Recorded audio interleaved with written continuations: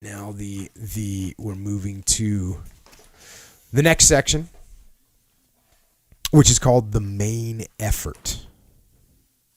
The commander, in making his plan, must determine what and where his main effort is in every operation, whether it be offensive, defensive, or withdrawal. This main effort should be specified in the operation order. It should always be clearly stated in paragraph 3A, the concept of operation. There can only be one main effort. When you start giving 2 or 3 or a 3-part main effort, you'd better look back at it, because the chances are you have not made up your mind what you are trying to do. So if you're trying to plan a mission, you're telling people there's 3 main things we're trying to get done. No, wrong. Yep. There should be 1. Yep. Yeah, in message conveyance, actually I think it's in newspaper writing. They call it burying the lead. Mm-hmm. So like your main story has to, you can't have 3 main stories in one article. Got it. Because one story is going to have cool details. Right. But you start spending a bunch of time on these cool details, they call that burying the lead. It's a bad deal when you. So don't do that in the newspaper business, and don't do that on the battlefield.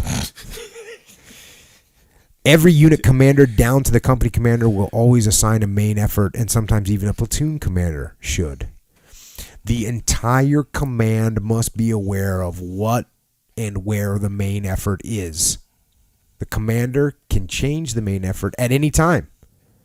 This is what gives the operation its fluidity.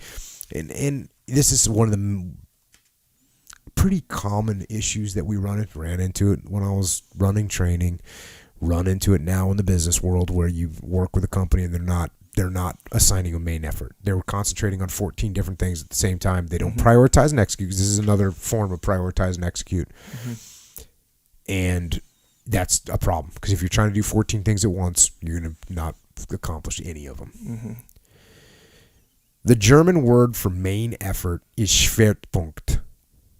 Anytime in your readings, when you see that, and often you will see it written in italics, the German word Schwerpunkt, take note, because it is one of the most important underlying concepts in everything the Germans do. Make the main effort where the enemy least expects you.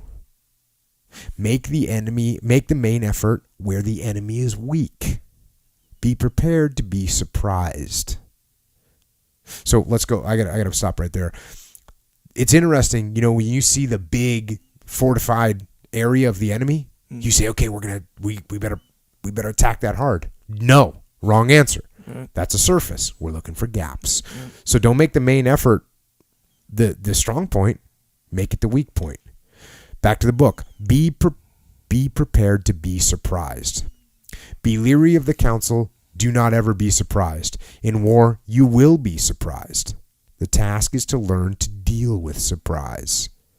If what you thought would be an enemy weakness becomes the enemy's strength, you should not be disrupted. If your tactics are fluid, you can deal with surprise. You will shift your main effort to enemy weakness and go on through. That is how the main effort works in the offense. Fluidity. Remember, we've been hearing a lot about in the Vietnam War, the Viet Cong were too rigid. They would just try their plan, didn't have the fluidity.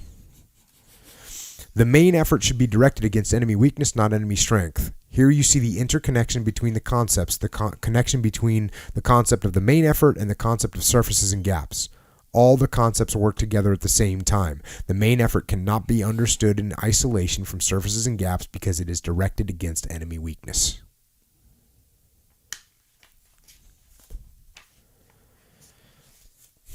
And another one of the 4 laws of combat that we talk about in the book Extreme Ownership is simplicity.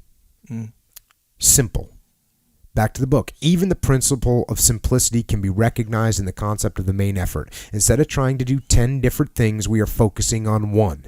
There will be many other efforts going on at the same time, but all in some way directed at making the main effort succeed. So what do you gain from this main effort? You gain direction. You gain fluidity. you gain speed, and you prevent dissipating your efforts all over the battlefield. The way the Poles did when the Germans invaded Poland. They tried to defend their entire 800-mile front. There was no main effort, and by trying to be strong everywhere, they were in fact strong nowhere. This trying to cover all the bases is a common error in the amateur commander's plan. It is a symptom of avoidance of decision-making. Avoidance of decision-making. So if you're not saying, hey, here's what we're going to focus on, you're just, well, I'm going to wait. I don't want to decide yet. Oh, I'm not ready to commit. By establishing a main effort, you make a clear decision. You obviate the necessity for junior officers to keep asking for guidance. If they know their commander's main effort, they can continue to operate even though communications may be cut, and they can continue to operate at a high tempo because they need not keep checking back for new orders. And here we get to another something you might recognize from our book, Extreme Ownership. When the commander has made this decision, he has done something very necessary. He has done something very ethical. He has assumed and taken responsibility for what will happen if the battle goes awry.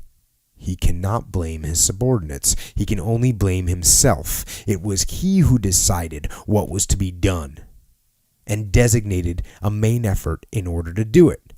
Therefore, it takes courage and moral character to select a main effort. That is why the weak commander and the amateur so often fail to do this. In fact, the weak commander will actively avoid choosing a main effort.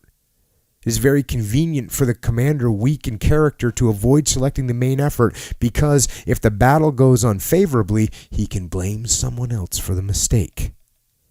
The commander who has taken the stand and selected his own main effort cannot do this. Therefore, in a sense, the main effort is a moral commitment. Taking some ownership by selecting the main effort. And you gotta dig that.